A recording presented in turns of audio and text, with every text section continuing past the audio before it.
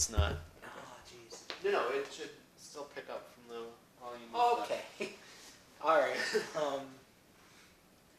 No, my favorite part of the movie myself was Woody Harrelson and his character, and when we finally find out what's motivating him, the back and forth, like you said, between Caesar and the Colonel.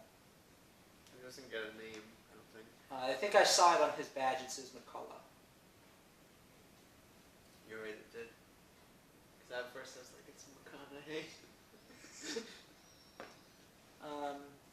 No, I like his character. He sort of becomes more sympathetic after that point. And, yeah, and certainly at the end. I was genuinely sad.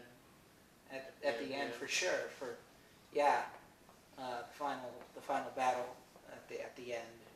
Yeah, it was a good sad moment for him.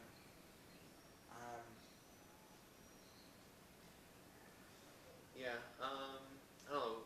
That's definitely my best thing. Like I said, my worst things are just the actual ending of the film, and again, the thing that just comes out of nowhere.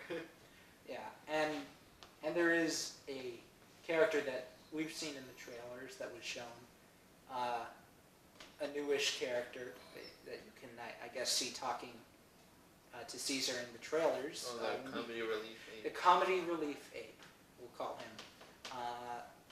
He was a mixed bag, to say the very least. When he came in, he was very annoying and silly and just laughable for the wrong reasons, because he is intentionally, and he's intended to be comedy relief, but he sort of sucks the atmosphere, I guess, out of the scene. A very dark movie. A very dark movie, and then all of a sudden, just idiocy. And that's not to say that you can't have comedy relief. It's just kind of weird. Yeah. And he sort of goes away from being that. He sort of has... No, he's comedy relief. But right, but then when he's talking to them around the fire at first, and he's explaining why he can talk and everything. Then he's exposition. And it's like, you're like, okay, so he has a story and is kind of tragic. Well, I think that's himself, what like makes he's it more than just more is the fact that they didn't go. You could have gone down that road further, and then they just reverted back to he's a dumb mate. Look at him stumble.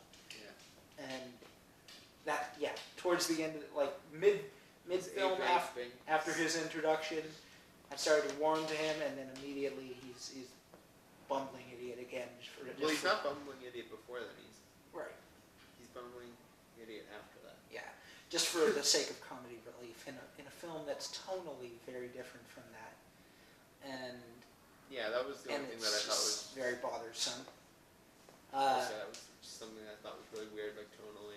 We had two other people with us, which we don't normally have, and they thought he was the best thing about the movie. Yeah. Yeah. But, do you have anything else to say, really? Just the usual, the visuals of this. Matt Reeves does an excellent job again. Well, the special effects too are very, very impressive. There's never a point where you feel like they're fake or CG or green screened or anything. But yeah, it feels very beautiful, very seamless. I think there's more parts in this where they do close-ups of the apes than there are in the other two. Yeah. Because in the last one, Dawn of the Planet of the Apes, there were certainly moments where they zoomed in on them. Yeah. But never as much as the moment where the orangutan meets the little girl and it goes straight into his face. And it looks absolutely real. Yeah. Like you can't tell the difference. The CG on this. It's very impressive. People often say when they do full CG characters, CG's progressed so much, but it's not quite there where if you look close on it, it's all realistic. Well, what's the excuse here? They do it many years ago, and it was a few years ago, and it was it's different between doing a CG person compared to doing a CG animal. Not just a person. I'm just talking about in general. No, I'm just saying. And fur is possibly even harder because fur's.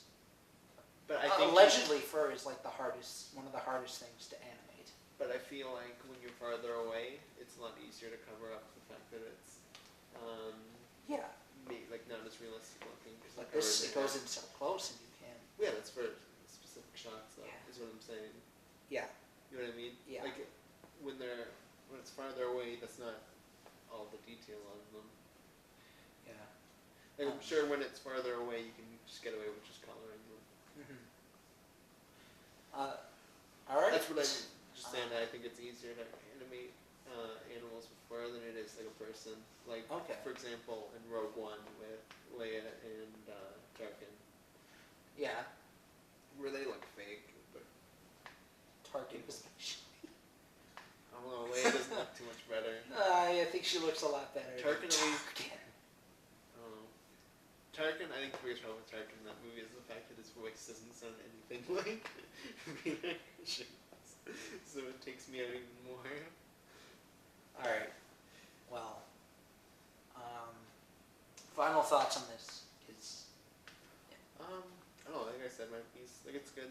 I don't know if it's as good as Dawn Dawn of the Planet of the Apes. I wouldn't But- say it quite is. Yeah, I'm not sure, I don't know. If it's not as good, it's kind of just under. If they're both kind of just, they're both really good. Yeah, like I said, this one sort of tonally, it treads the same water as. Although I think I have As more Dawn? problems with this than I did Dawn, so I guess. So yeah, Yeah. and No, and that's the but- thing. But I haven't this- seen Dawn in a long time, Yeah. so. This one certainly breaks the tone in bad ways, like we just established with the comic relief ape. And Dawn is Well, just, there's as I comic- remember it, There's like comic perfect. relief in Dawn of the I Planet know, of the but Apes. it's just, done I think it's handled well. better. And the tone completely stays, I would say, perfect throughout Dawn.